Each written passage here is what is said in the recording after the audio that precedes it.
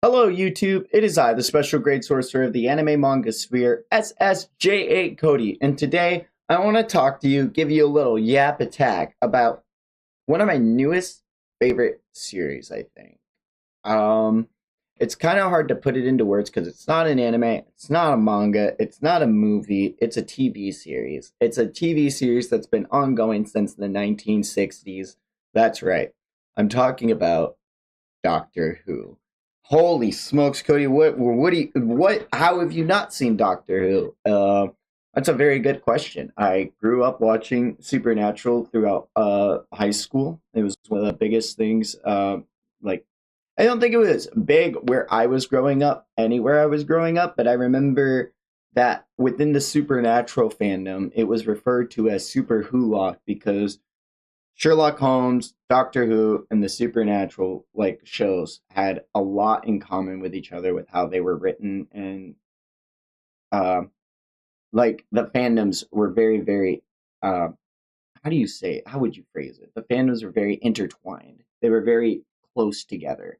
So I just was a Supernatural guy. Never got into Doctor Who. I had a bunch of friends who were into it, and I just didn't have the time or gumption or really the want to go through it. Because honestly, a series about British people fighting aliens and being Time Lords sounds really weird. But why am I talking about Doctor Who in 2025? Well, there's a new season coming out, and I have just recently watched everything from 2005 to Enshuti Ngawa's introduction at the end of the 60th anniversary of Doctor Who. That's a lot of Who. That's a lot of Who. That I don't think you guys realize. That's a lot of Who. That's a lot of Who that I have consumed, and I've had no one to. I mean, I've had plenty of people to talk to because I've been watching it on my buddies' Discords with them and just having a good old hangout time. And one of the things I want to talk about is the whole run from 2005 until the 60th anniversary, which finished in 2023. Because I feel like that storyline, from what I'm understanding, is that this new season that kicks off with Inshuti is supposed to be like a reboot. It's supposed to be like a nice jumping on point. It's supposed to be like where Christopher Eccleston started. And so I wanted to try to encapsulate my thoughts on this little piece of time that we're starting off with what we got when RTD brought the show back in 2005. So just giving my short thoughts on everything that I had consumed. The first Doctor I had met was Christopher Eccleston's number 9. Rose Tyler is one of my favorite companions ever. She's in my top 5. I don't care about all the Rose haters in the world. All you are drowned out by the sound of how great Rose really fucking outshined everyone in Bad Wolf at the end of season 1. And then Bad Wolf returning for the 50th anniversary. Billie Piper was just her throughout her entire run of Doctor Who. More than I enjoyed Christopher Eccleston's run as the Doctor, I really enjoyed seeing Billie Piper's reactions and how much as much as she was the damsel in distress, it surprised me for the time that show came out how much she wasn't the damsel in distress and how much she was able to have her own agency as a character. But it pales in comparison to fucking when we get to Matt Smith's era. When Rose Tyler leaves, we get introduced to my number 1 favorite companion of all fucking time, Donna Noble. Guys, if y'all are sleeping on Donna Noble right now, let's just get one thing clear. Martha's cool. Martha's great. I love Martha. Everyone loves Martha. Everyone should love Rose. Everyone should love Clara. Everyone should love Rory. Everyone should love all the other companions. But Donna is literally her. That's just it. Donna is literally the Catherine Tate knocks it out of the park. She matches that energy of the Doctor. She's so brash and loud and outgoing. She's never afraid to speak her mind in front of anyone. Donna Noble is literally my perfect fucking foil to a Doctor Who episode, and any episode with her in it is peak, in my opinion. Looking back on it, I really enjoyed the time that we had with Donna Noble, and it could be recency bias that I did just have Donna Noble return at season 14. But still, Runaway Bride is one of my favorite episodes of all time. Just Donna's first reaction to being in the TARDIS is just start yelling at the doctor and telling her, "I have a wedding. Get me back to my wedding." Donna's Donna's peak. And I just have to let everyone know that. Martha's time with David was really good. I'm really sad that. Am I sad she ended up with Mickey? I'm not sad for Mickey. I'm sad for Martha. That should let you know how I feel about it. um, it was also really cool to see, I guess. I'm not talking enough about David Tennant, but David Tennant's run as the Doctor was phenomenal as well. He was so witty, and unlike Eccleston, who always seemed to be like this festering thing of it was like anger. You could really feel the anger because he was the doctor that came right after the War Doctor. He was the one that had just had that time on Gallifrey. He was just this angry man, and how Rose brought the Doctor to be a more gentle and kinder person, but no second chances, still holding on to that hatred. David Tennant's understanding of the character of the Doctor is phenomenal, and I really loved his run through it. Moving on, we have one of the goats of all time, who made bow ties cool, Matt Smith. Matt Smith's run as the Doctor. I don't think it's my favorite. I really like David, and I really like Christopher Eccleston, but Matt Smith brings such a unique, like, zest. It's zesty. It's it's new. It's flamboyant, and he's like just funny. It's funny to watch Matt Smith argue with what is to be Nebula. Did you guys know Nebula is in fucking Doctor Who playing Amelia Pond? First up, am I gonna have another like Donna Noble gushing moment about Amelia Pond? Maybe. It's warranted. Amelia Pond's really cool. I digress some. I really liked seeing, instead of the Doctor's relationship being the only thing to happen and give weight to anything in the show, Amy and Rory's relationship throughout Matt Smith's run was so nice. I really, really, really like that. And the introduction. No, no, it's not the introduction. You guys, the introduction of River Song was during David Tennant, but River Song's moments throughout Matt Smith's era might be my favorite until her finale. That, like, the River moments we had versus what we had in the library with David Tennant, like, it's so crazy to think of how great of a character she had been throughout all of this time, throughout her time and appearances on Doctor Who. And then we get introduced after Amy and Rory's tragic end. I don't want to spoil anyone if they haven't seen it, but it's not an end. It's see you never. But we get introduced to Clara, and Clara and Matt are like, it's like the youngest duo on television I think I've ever seen.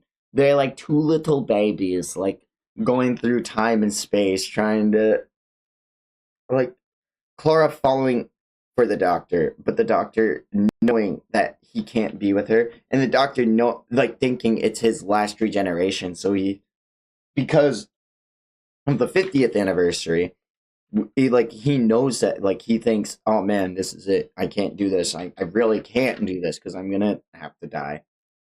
Seeing Matt Smith going through all of these different motions, all while dealing with the crack in time and dealing with having his own time stream messed up on Trenzalore. Like, Matt Smith did a phenomenal job as the Doctor, and his end speech is probably the best. Then we get introduced to, man, is it the best Doctor? Is Peter Capaldi the best Doctor? That is such a yeah. If David Tennant didn't get 2 runs, Peter Capaldi's the best. That's God. That's crazy. That's so crazy to say. I really like David Tennant, but Peter Capaldi was just so fucking fun. As they, it was such a cool way how they worked in using another older actor to show the face of the Doctor, and Clara having that like hesitancy to recognize the Doctor as the Doctor, and also letting Matt Smith reprise his role for episode 1 to give Clara that reassurance, and the fans of Doctor Who the reassurance that that is the Doctor. And seeing Capaldi come into the role, and you can see how much of a fan he is. Like, I think all of the actors who have played Doctor Who are big fans of the show, but you can just see Capaldi just he nails the speeches. He do you want a jelly, baby? He knows the lore like in and out, and he has the mannerisms and the sporadic nature of the Doctor, like his character to a T. I really loved Capaldi's run. Capaldi and Clara's story gets me to cry, and it's super sad. And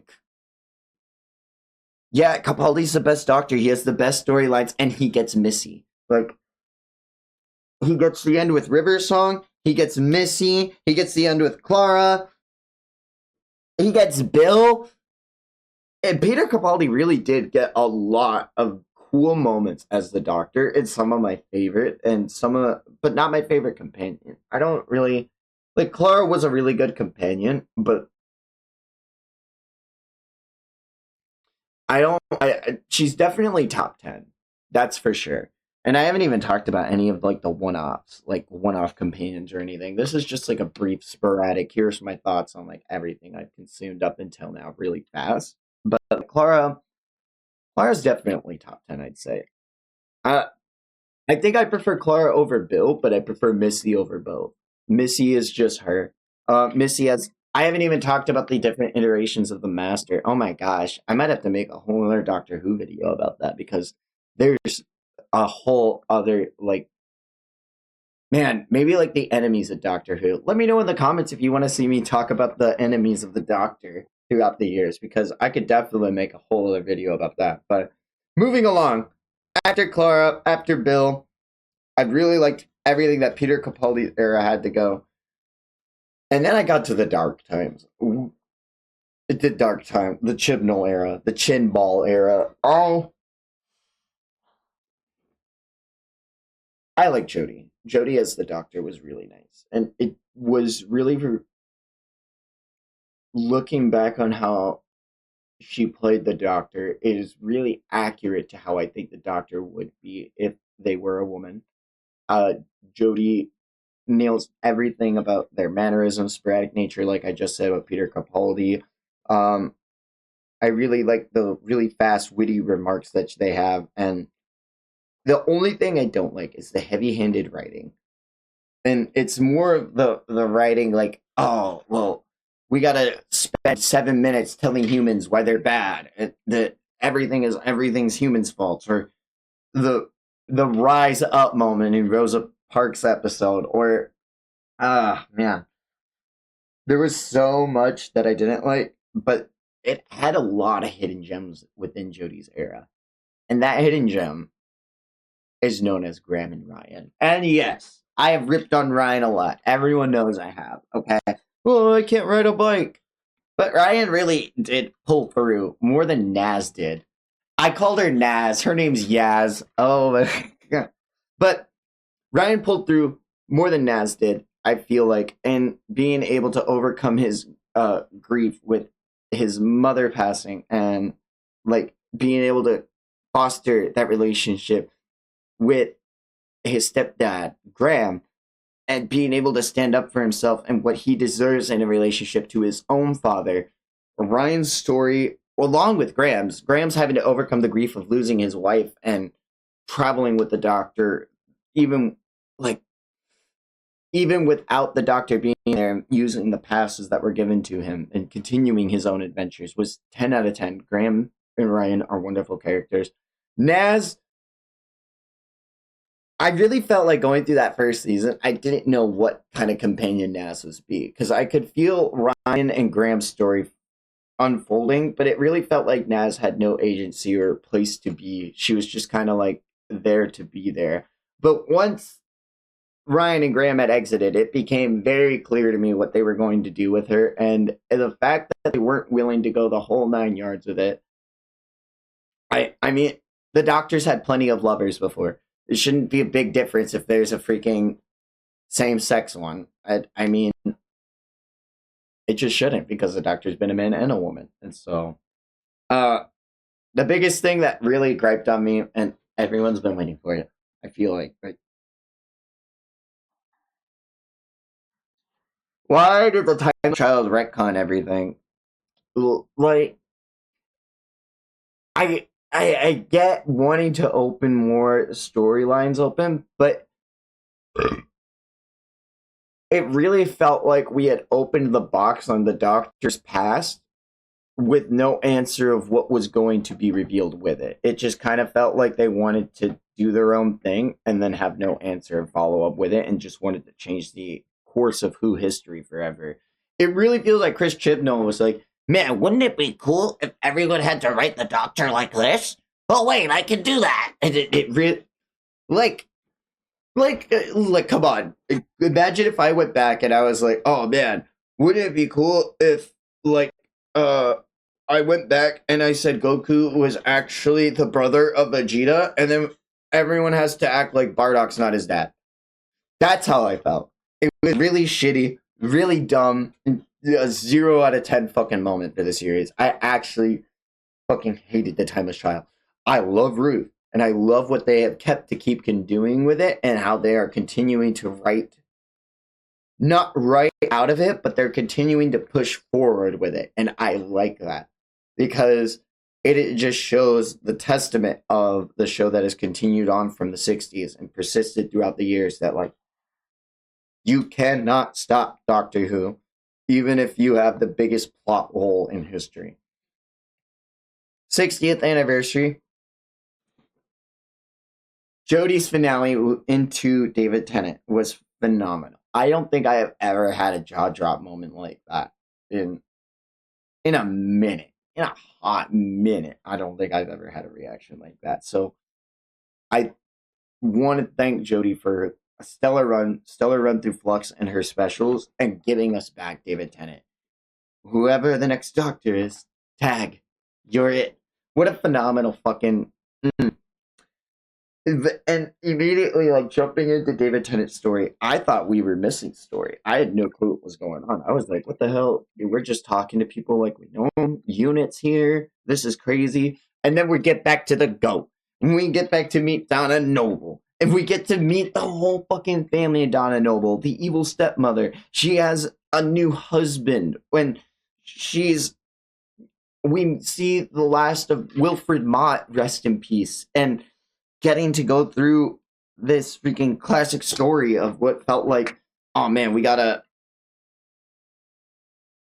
getting to feel like it was this classic story of like to end the Doctor saga of pain and running away from dealing with the war that he had overcome several times over. The Doctor had literally rewritten history and went through the mountain the long way, and he has not taken a break, as and Ncuti had stated to him in the Toymaker episode.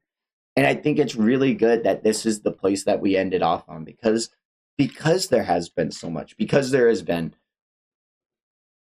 20 some years, 18 years of history. And while it is a soft reset to the universe, and Ncuti is older, he's still the newer Doctor, and he has all of that past experience with him. What do I think is going to happen with the future of the series? I don't know. There's two Doctors now. Who was the guy in the gold tooth from the Toymaker? I think it was the Master of some sort. Do I think it was Missy? I saw nails, so I don't know. God, bring Missy back. Bring Russell! Bring Missy back, and my life is yours. Like, uh, I think a Master comeback is inevitable. I wonder how the Master is going to react to there being two Doctors. And the one thing I'm really hoping that doesn't happen, but kind of hoping it does, is what if we get an evil Doctor? Whoa! David Tennant had played a really good villain in Jessica Jones, and I think it was during the second season, but it would be really cool to see Time Lord Victorious come back from the. Is it Midnight Rain? No. It's from the Waters of Mars episode. Yeah. So if like we get another like, what if something happens to Don and the family while David's healing, and he just goes off the fucking wall, Time Lord victorious, and tries to change everything.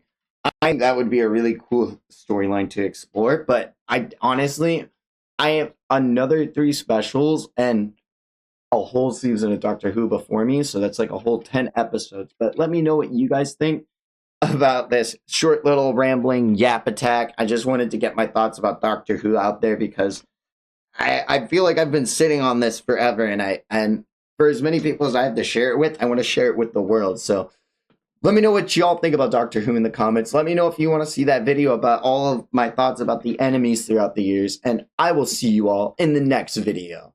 Later.